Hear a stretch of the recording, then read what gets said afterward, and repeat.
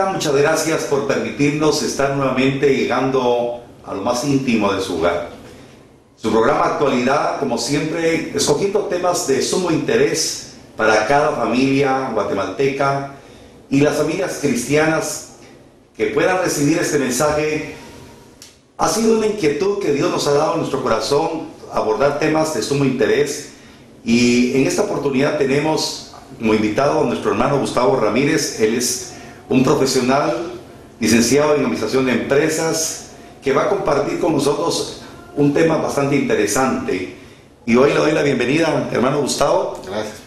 Y las cámaras del programa están a su disposición. Muchas gracias, pastor.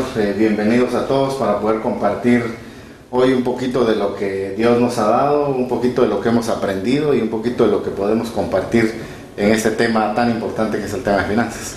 Bien, como decía nuestro hermano Gustavo, él ha sido una persona que Dios ha bendecido a través de este don que le ha dado de poder compartir a muchas familias el tema de las finanzas, porque lo que hoy vamos a compartir en este programa, él ha tenido experiencia de enseñar talleres de finanzas en diferentes iglesias a través de algunos seminarios, y esta experiencia hoy va a ser plasmada en este programa.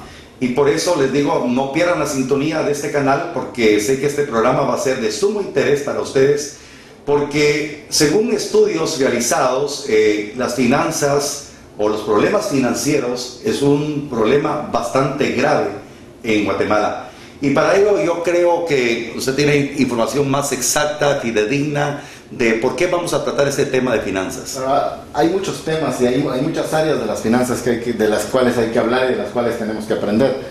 Obviamente lo primero es por qué es tan importante o por qué es importante enseñar de finanzas en la iglesia. Lamentablemente en Guatemala, en América Latina, en nuestros países, tenemos grandes índices de pobreza. Índices de pobreza que para Guatemala nos ubican en el país número 121 de los países más pobres, y donde de la población, más del 50% de la población está comiendo hoy con menos de $1, lo cual significaría comer con menos de 8 quetzales diariamente. En esta estadística que usted mencionaba, el lugar número 121, ¿entre cuántos países más o menos? De 170 países analizados. O sea que estamos en un lugar bastante alejado del promedio aceptable ¿cómo podríamos decir? El ingreso per cápita. Del ingreso per cápita de las familias. De hecho, en una publicación del 14 de noviembre del año pasado, publicada en uno de los periódicos del país, la situación no ha mejorado, lejos de eso está empeorando. La pobreza del país está subiendo. Según el último informe de Naciones Unidas, la pobreza extrema en Guatemala, que está catalogada como pobreza extrema cuando una familia está comiendo con menos de 12 quetzales en el día, lo cual significa 4.380 quetzales en el año. Y si nos vamos a la pobreza normal o a la no extrema que le llaman, donde una familia o una persona puede estar comiendo con 24 quetzales en un día. Ahora, algo que me llama la atención, dentro de esos datos tan alarmantes, hay mucho pueblo cristiano. Obviamente. Y esa es la pregunta de muchos pastores, la pregunta de muchas iglesias: ¿por qué si en Guatemala se habla de un 35, 40, 50%, hay quienes se atreven a decir hasta un 55% de población cristiana en el país, el impacto no se ve? Y sigue habiendo mucho problema de pobreza dentro del pueblo cristiano. Y entonces vamos a hablar un poquito de cuáles son las causas, o por lo menos no que sean todas, pero hablar de 4 causas principales que están afectando a la población cristiana, de por qué no alcanzamos la prosperidad que Dios tiene para nosotros. Correcto. Entonces, yo creo que usted, como cristiano, o si usted no es cristiano todavía, creo que es de suma importancia como guatemalteco que usted pueda escuchar las causas y que podamos hoy, a través de esta información y los subsiguientes programas que tengamos, tener información que le pueda permitir tener una luz para salir de algún problema que pueda estar atravesando. Algo importante para todo el pueblo cristiano: si creemos que Dios es un Dios proveedor, un Dios que es el dueño del oro y la plata, que el Evangelio, que es poder de Dios, pueda llegar a las familias y ver que hay necesidad de tomar ciertas medidas, no vivir tan desordenadamente. ¿De acuerdo? Así es. Y eso principalmente tiene que ver, obviamente, con la primer causa, que es el desconocimiento de los principios bíblicos relacionados con el tema del dinero, con el tema del manejo de las finanzas. En Oseas 4:6, la Biblia habla muy claro y dice: mi pueblo fue destruido porque le faltó conocimiento. Por cuanto desechaste el conocimiento, yo te echaré del sacerdocio, y porque olvidaste la ley de tu Dios, también yo me olvidaré de tus hijos. Bien importante aquí, obviamente, que el pueblo está siendo destruido actualmente por la falta de conocimiento, y las finanzas es uno de los factores principales que está destruyendo no solo las familias, los matrimonios, los hijos, y en términos generales destruyendo a la población cristiana en términos generales. Correcto. Como bien enfocado usted, la ignorancia es un gran impedimento para que el pueblo cristiano y toda la población en general pueda tener acceso a la información necesaria para reacondicionar o redirigir su economía. Usted hablaba de 4 causas. Si usted nos pudiera hacer el favor de describir cuáles serían las otras 3 causas. Después de la primera, que obviamente es muy importante, sobre todo para el pueblo cristiano, el desconocimiento de los principios bíblicos, la segunda causa que afecta a la gran mayoría de personas que están con problemas en sus finanzas es la actitud equivocada respecto a cómo gastan el dinero. Porque a veces no sabemos establecer qué cosas son de prioridad, qué cosas son por deseo o qué cosas son por capricho. Es necesario que sepamos diferenciar cada una de ellas para saber cómo gastar el dinero. La tercera causa es la falta de sabiduría para diversificar nuestros ingresos. La gran mayoría dependemos de un solo trabajo, de un solo ingreso, donde quizás solo trabaje el esposo y la esposa, pudiendo ayudar a generar algún ingreso adicional, no lo hace. Entonces la familia depende automáticamente de un solo ingreso. Y la cuarta causa es que no se sabe o no conocemos cómo, o no identificamos cuáles son aquellos enemigos de nuestras finanzas, y obviamente por ende enemigos también de nuestra prosperidad. Solo por mencionar uno de los tantos que hay, uno que afecta grandemente al pueblo cristiano en general, son las deudas. Es un enemigo que debemos identificar, pero que sobre todo debemos también saber atacar. Estas causas que enfocaba el hermano Gustavo como experto financiero, pues hay algo importante. Nosotros somos hijos del Dios creador. Yo creo que parte de la naturaleza nuestra debe ser creativa, y me llamaba mucho la atención cuando usted describía la parte de sabiduría para diversificar los ingresos, esa creatividad para decir qué puedo hacer, qué talento tengo, cómo puedo multiplicar este ingreso que tengo de un salario normal, no conformarme con lo que tengo, sino puedo hacer algo más. Y sobre todo si tiene un salario, pero hay muchas personas que no tienen el salario porque no tienen el trabajo. Hay una experiencia muy impresionante, fue encontrar a una hermana que tenía sus hijos, no tenía el esposo, y empezó a hacer aretes, los puso en sus bolsitas y empezó a vender por docena. Es increíble cómo la creatividad que Dios le dio le permitió poder generar una fuente de ingreso y que después se convirtió prácticamente en su negocio. Y cuando hemos leído historias bien interesantes de personajes que hicieron de un negocio pequeño un emporium, ¿verdad? Yo creo que no es imposible para los hijos de Dios que algo grande puede empezar pequeño, siendo laboriosos, siendo creativos, siendo ordenados, siendo responsables principalmente con la buena administración. Y sobre todo siendo diligentes, porque Proverbios habla muy claro de la negligencia y de la diligencia. Claro. Entonces hay que aprender mucho sobre cómo debemos de ser diligentes y dejar de estar enlazados con los dichos de nuestra boca que heredamos muchos de nuestras familias cuando decimos: es que yo no tengo, es que pobre nací y pobre he de morir, es que mis papás eran pobres, entonces yo también pobre voy a ser. O como dijo alguien, bueno, es que yo soy pobre pero honrado. Pero ¿quién le dijo que no se puede ser honrado y rico a la vez? Porque confundimos los conceptos que hemos aprendido de antes.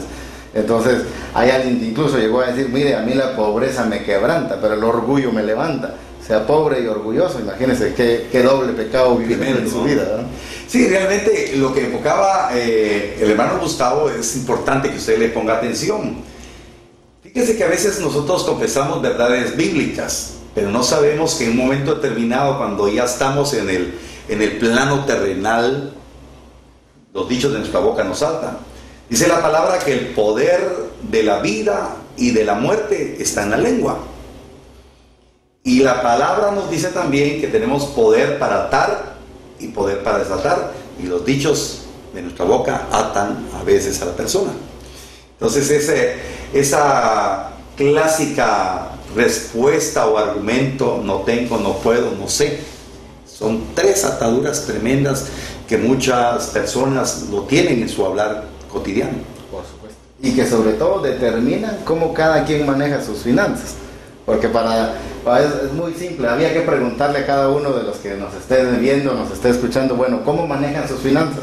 ¿Es una persona muy dadivosa o es una persona, como dicen, muy tacaños, de aquellos que no se comen el banano por no tirar la cáscara? O son de los que dicen, cuando llega la esposa, le dicen, mira mi amor, quiero comprarme mi blusa, y dice, ¿cómo no, mi vida? Tené aquella para que te compres tres.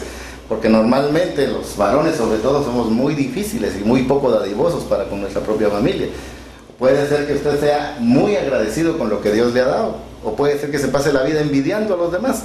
Puede decir, Señor, gracias porque hoy me diste de comer, o hoy me diste de vestir, o se pasa diciendo, pero ¿por qué a mi vecino, por qué a mi tío le das, o por qué a mi primo tiene carro y tiene todo esto, y ni siquiera es cristiano? Porque nos pasamos la vida envidiando.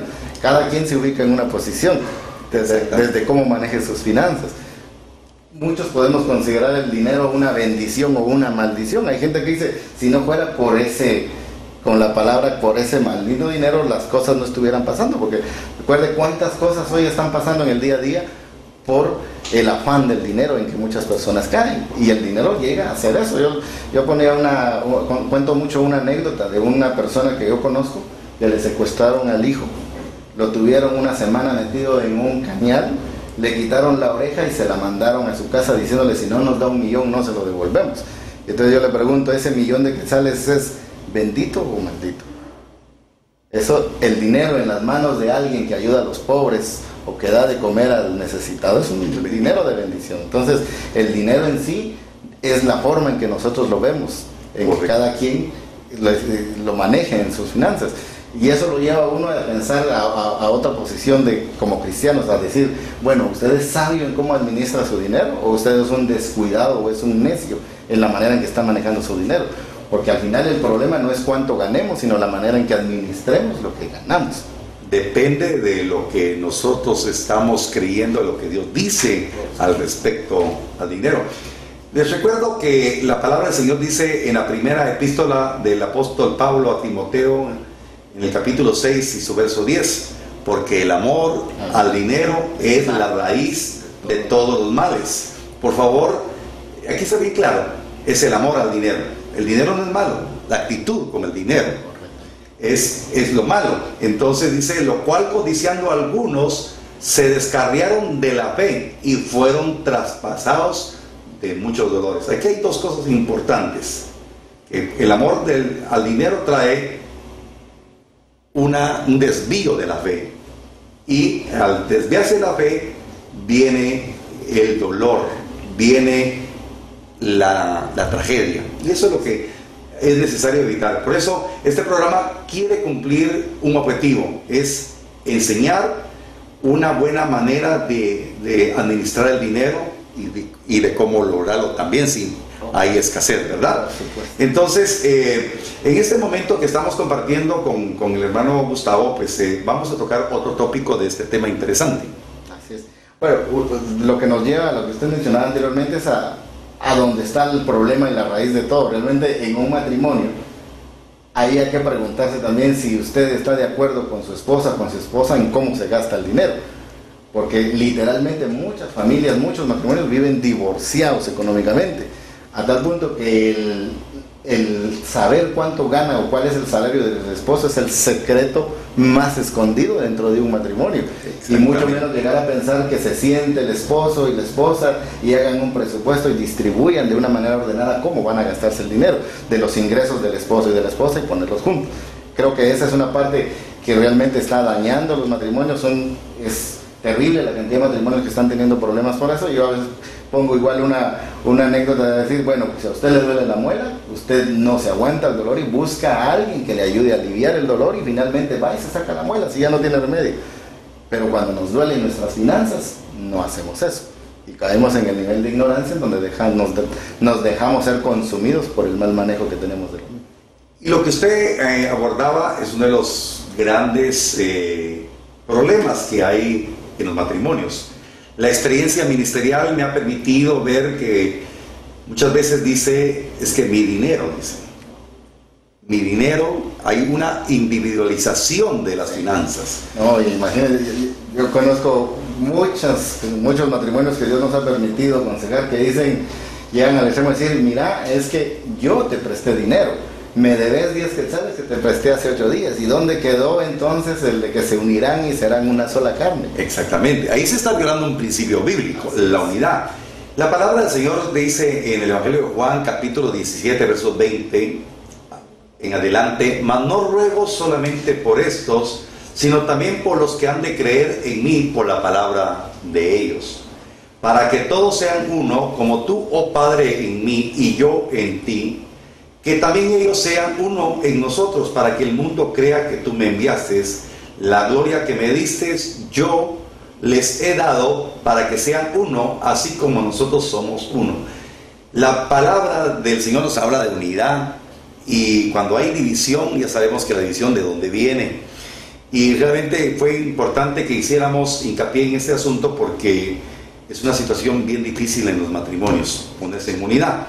Pero ahorita vamos a entrar a las 9 razones por qué es necesario enseñar este tema tan interesante. Hermano, dejamos el tiempo. No, ¿por qué es importante?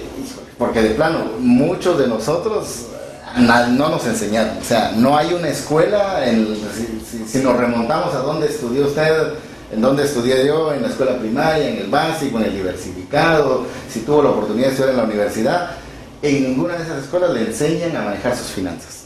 Nos enseñan a manejar las finanzas quizás de una empresa, pero no las finanzas personales, que tienen sus propias particularidades. Esa es la primera razón. La segunda razón es porque el manejo del dinero es un tema muy controversial. Bueno, de hecho debe ser controversial en su familia, lo ha sido en mi familia y lo es en muchas. El tema del dinero es tan controversial al extremo que el amor al dinero es considerado la raíz de todos los males. Y entonces digo, ¿qué males? Cuando yo enseño de finanzas digo, bueno, ¿usted sabe qué males pasan hoy? Bueno, vaya y cómprese el periódico, vea cuánta gente está muriendo hoy. ¿Y por qué está muriendo? Por el amor al dinero. Correcto. Algo importante cuando hablamos de la primera razón, no le enseñan en las escuelas. Ahorita podríamos decir, no le enseñan en las iglesias. Pero realmente hay algo importante y no queremos hacer una controversia de esto, ¿verdad? Pero cuando en las iglesias se enseña y lo que hoy llamamos la teología de la prosperidad, nosotros queremos tener un equilibrio a través de estos programas. Compartimos la palabra viva, compartimos el rema de la palabra, pero importante que paralelamente también demos consejos financieros para que el pueblo que camina en la revelación de la palabra sea un buen administrador, aprenda de finanzas. Por eso es importante, y eso nació en el corazón de Dios, contribuir al pueblo cristiano que tengamos ese equilibrio, ¿verdad? Porque decía un siervo muy conocido, hay que tener la cabeza en el cielo y los pies puestos en la tierra, ¿verdad? Importante, entonces, estas razones que está describiendo el hermano Gustavo, es muy importante que usted le preste atención. Y por favor, si fuera tan amable de continuar. Decíamos, no se enseña en las escuelas. El dinero es el extremo que es considerado la raíz de todos los males. ¿Qué males? Cualquier cantidad de males que se le puedan ocurrir. Y la tercera razón es porque mucha gente maneja conceptos equivocados del dinero. Muchos asocian dinero igual a felicidad, dinero igual a seguridad, dinero igual a poder, dinero igual al estatus o posición social, lo cual son conceptos equivocados. Vamos a explicar un poco más adelante eso. La cuarta razón es porque tendemos a confundir lo trascendente con lo intrascendente. Solo los tesoros que están en la tierra se pueden comprar con dinero. El tesoro que usted quiera, el carro que quiera, la casa que quiera. Pero hay elementos vitales para nuestra vida, como el agua, como el oxígeno, como el aire que Dios nos da, que no los puede comprar. Pero hay todavía otros más importantes, como la paz, la felicidad y el amor, que Usted no puede ir a un supermercado a comprar 100 quetzales de paz y amor. Eso no hay lugar donde lo vendan. Entonces, esa es una buena razón por las cuales tenemos que aprender de dinero. La quinta razón es porque la mayoría de los que vivimos en este mundo vivimos esclavos del dinero, sea que tengamos poco o tengamos mucho. Obviamente esa esclavitud va a depender de la forma en que usted vea el dinero. Entonces, es bien importante que no creamos que solo el que tiene poco es esclavo del dinero, porque el que tiene mucho tiene que cuidarse por tener mucho. Esto es importante lo que usted enmarcaba.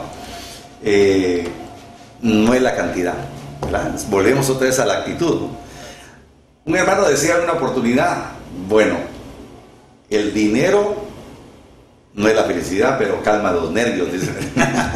Bien, realmente, ¿desde qué perspectiva lo podemos tomar, verdad? Pero sí es importante que podamos poner mucha atención en nuestro corazón, porque lo que hoy estamos compartiendo va a ayudar en gran manera a que usted pueda tener un giro en su vida en cuanto a las finanzas. Y eso nos lleva a la sexta razón, que es realmente es necesario derribar aquellas formas, las percepciones o el paradigma que nosotros tenemos del dinero. Porque lo que nosotros pensamos hoy del dinero es lo que oímos hablar a nuestros padres. O sea, si mi papá pensaba del dinero, si mi papá o mi mamá actuaba del dinero de esa manera, yo tiendo a actuar de la misma forma. Pero nuestro desconocimiento de los principios bíblicos nos lleva a eso. Entonces tenemos que aprender a ver el dinero como Dios lo ve, a ver las finanzas como Jesús las ve. Y esa es cambiar nuestra percepción o nuestros paradigmas de cómo nosotros tomamos el dinero. Qué importante, ¿verdad? Ver el dinero como lo ve Dios. Y esto es importante, yo siempre le hablo a la congregación que el Señor me da el privilegio de pastorear. Si hablamos de una doctrina de la regeneración, es que no solamente la vamos a aprender de qué es lo que nos dice los principios bíblicos cuando hablamos de regeneración. Y entonces hoy tengo algo lindo en mi corazón, ¿verdad? Que en las finanzas tiene que ver la regeneración. Tengo que llegar como hijo de Dios a tener la perspectiva del dinero como lo tiene Dios cuando yo estoy siendo regenerado. Eso es algo precioso. Yo creo que a través de lo que platicamos estamos aprendiendo siempre algo nuevo, ¿verdad? Eso es lo importante, nunca pensar de que ya sabemos todo, ¿verdad? Siempre se aprende, y ese es el principio de saber que uno no lo sabe todo y de que es necesario tener conocimiento, pero sobre todo el conocimiento bíblico. Y una razón más, que es la séptima razón que yo tengo de por qué es importante aprender sobre finanzas, es porque las estadísticas en la mayoría de países hablan de que los problemas del dinero son la raíz, son las causas de los divorcios. Las estadísticas en Guatemala no son tan certeras al respecto, porque varían, yo he investigado un poco de ello, pero en Estados Unidos, que las estadísticas son bien confiables, dicen que el 50% de los divorcios que ocurren en Estados Unidos son por problemas en la administración del dinero. Entonces, cuán importante es aprender a manejar el dinero. La octava razón por qué es importante aprender del dinero, manejar las finanzas, es porque en la mayoría de iglesias se enseña sobre el diezmo, se enseña sobre el 10%, pero no se enseña sobre el 90% restante. Y yo creo que esta es una oportunidad para poder enseñar a administrar el 90% que queda en nuestras manos. Y esa es una buena razón para poder aprender. Y la última razón, que no por ser última es la menos importante, es que tenemos que tener bien claro que nosotros no somos dueños del dinero, que nosotros somos nada más que mayordomos o administradores, que Dios ha puesto en nuestras manos una cantidad de dinero, que si hoy Dios puso un quetzal en sus manos, o puso 10 quetzales, o puso 100 quetzales, ¿qué haga usted con ellos? Me parece que usted va a entregar cuentas de lo que esté haciendo, y que no es mi camisa, que no es mi carro, que no es mi casa, sino que es la casa que el Señor me dio, porque yo soy nada más un administrador. Y eso me lleva a la parábola de los talentos, en donde dejó encargado a alguien que negoció, pero hubo alguien que fue y escondió, y después vino el dueño a pedir cuentas. Y bueno, esa es una analogía de todo cómo nosotros debemos actuar como mayordomos delante de Dios. Exactamente, porque si Dios da, Dios va a pedir. Y la palabra del Señor dice que todos debemos de comparecer delante del tribunal de Cristo para entregar cuentas de nuestras obras, ya sean buenas o malas. Y usted hablaba en la parábola de los talentos. Tuvo que entregar cuentas a su Señor cuando vino. Pero a veces pensamos, ¿será que Dios me va a pedir cuentas de lo que recibí? Si somos mayordomos, si somos administradores, nos va a pedir cuentas. ¿Qué hicimos? Porque por la negligencia se pudo haber perdido un negocio, una empresa, se pudo traer calamidad a las generaciones venideras. Qué importante es que podamos poner atención a todo esto. Bien, vamos a tomar otro giro con estas 9 razones que describió el hermano Gustavo, para que podamos detallarlas o ampliarlas, ¿verdad? Un poco más. Primero, vamos a ver por qué es necesario, por las razones de por qué tenemos que aprender de finanzas. Bueno, hablamos de que la primera es porque no lo enseñan en las escuelas, no lo enseñan en las universidades, no lo enseñan en el colegio. Hoy se oye que en la capital, por ejemplo, el alcalde de la capital ya obliga a los matrimonios a que les den unas charlas de finanzas, a que les den unas charlas sobre cómo ser buenos padres. Ojalá todas las municipalidades tomaran una iniciativa de esas, pero no se enseña. Entonces, hay un tema muy importante que cuando uno se trata de hablar en la iglesia sobre el tema de finanzas y hablar del 90% restante, muchos tienden a decir, bueno, mire, dejemos el dinero afuera, porque lo que vamos a hablar es de Dios, y tratamos de no relacionar el tema del dinero con la iglesia, ni con la relación de Dios que uno tiene. Sin embargo, para Jesús, que es nuestro modelo, para Jesús el tema del dinero fue un tema muy, muy importante. Tan importante que de 132 apariciones públicas registradas en el Nuevo Testamento, 122 de estas apariciones públicas de Jesús ocurrieron en lugares de trabajo. ¿Y por qué es importante un lugar de trabajo? Porque ¿a qué va uno al trabajo? Va uno a generar ingresos para poder vivir y a generar recursos para su familia. Y yo siempre pregunto, ¿en dónde pasa usted la mayor parte de su tiempo? Trabajando. La mayoría de personas pasan entre el 70-80% de su vida trabajando. ¿Y por qué trabaja? Porque necesita dinero para poder comprar sus alimentos y todos los bienes que le van a producir su satisfacción personal y desarrollo de su familia. Entonces, cuán importante es un lugar de trabajo. Y Jesús, sus apariciones públicas tuvieron que ver en lugares de trabajo. De 52 parábolas que relató Jesús en el Nuevo Testamento, 45 parábolas se encuentran dentro de un contexto laboral. La Biblia contiene aproximadamente 500 versículos sobre la oración, menos de 500 sobre la fe, pero mire este dato, contiene más de 2.350 versículos relacionados con el manejo de finanzas. Ahí le aparecen en pantalla para que ya tenga usted una nueva información interesante. 2.350 versículos relacionados a finanzas. Póngase a pensar, comparado a los versículos que hablan de la fe. Sí.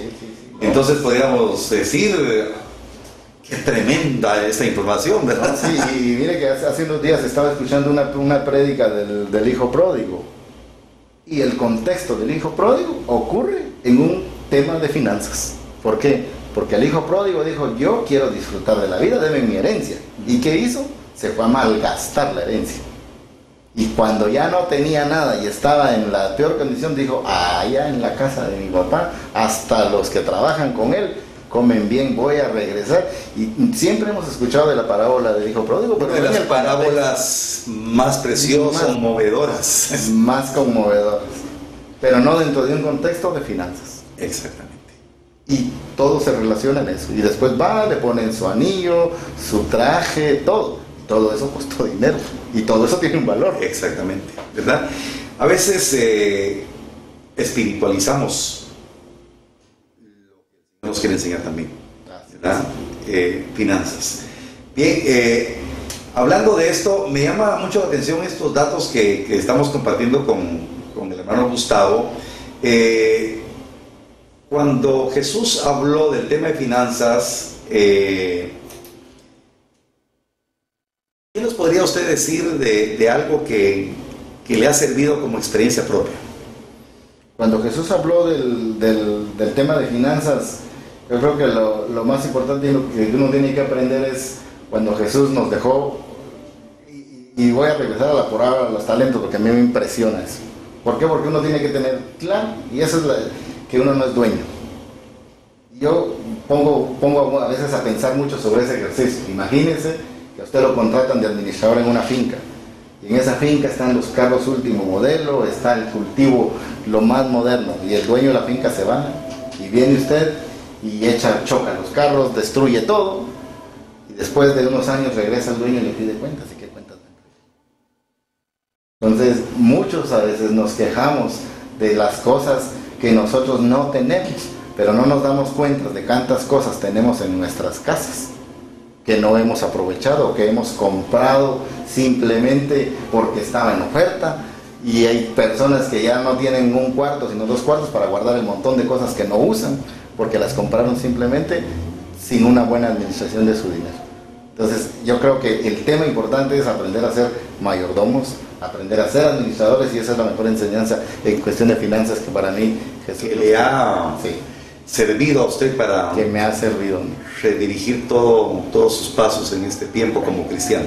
Por supuesto, no, como dijo Pablo, no es que haya alcanzado la perfección, porque nosotros seguimos aprendiendo como familia, hemos pasado por situaciones, hemos aprendido, hemos practicado mucho de lo que Dios nos permite ahora compartir. De hecho, una de las primeras cosas que hago cuando voy a compartir un tema, empiezo a sacar todos mis libros y le digo, mira, este libro se llama ¿Cómo llego a fin de mes? Y por ahí lo traigo, le digo, ese libro bien que le serviría a usted. Pero luego saco otro y le digo, mire, este libro se llama ¿Cómo salgo de mis deudas? Alguien por ahí puede estar diciendo, ese me interesa a mí. Pero todos esos libros tienen un costo, y todos esos libros requieren tiempo para poder leerlos e instruirse. ¿Por qué? Porque no tenía conocimiento, y Dios me ha llevado a ir aprendiendo, y cada vez vamos aprendiendo un poquito más. Hablábamos con el hermano Gustavo algo que es una característica del ser humano, ¿no? Es espontáneo, emotivo, dice, bueno, quiero que me den un buen libro, pero a veces adquieren el libro, pero se quedan a la mitad. Lo que nosotros hoy estamos orando es que usted no se quede a la mitad del camino, que usted no se quede con la impresión de que ha escuchado el contenido de este programa y dice, bueno, yo necesito escuchar esos consejos. Lo más importante es no solamente los escuche, sino aplíquelos, porque vamos a estar hablando durante varios programas, porque es un tema interesante, y el Señor nos ha inquietado a que podamos trabajar en esta área con el hermano Gustavo, y sé que ha sido de bendición este programa para usted y como todos los que están por venir. Queremos terminar este programa dejando en su mente, dejando en su corazón un texto bíblico. Al principio decíamos que el desconocimiento de los principios bíblicos es uno de los temas o uno de los problemas más grandes en el tema de finanzas. Yo quiero que hoy en su corazón usted guarde este proverbio, Proverbios 13:11, en la versión internacional dice, el dinero mal habido pronto se acaba. Yo creo que usted conoce gente que ha logrado dinero mal habido y que se ha terminado luego. Termina diciendo el versículo, pero quien ahorra poco a poco se enriquece. Yo le hago una pregunta, ¿cómo se enriquece uno? ¿O cómo se hace riqueza? Es ahorrando poco a poco. Dejo eso en su corazón para que en el siguiente programa pueda acompañarnos y compartir principios de la palabra de Dios para el manejo de nuestras finanzas. Muchas gracias, hermano Gustavo, por habernos acompañado en esta serie de programas que hemos planeado para bendición de todo el pueblo. Muchas gracias por haber venido. Y siempre estamos acá en el programa Actualidad. Hasta luego.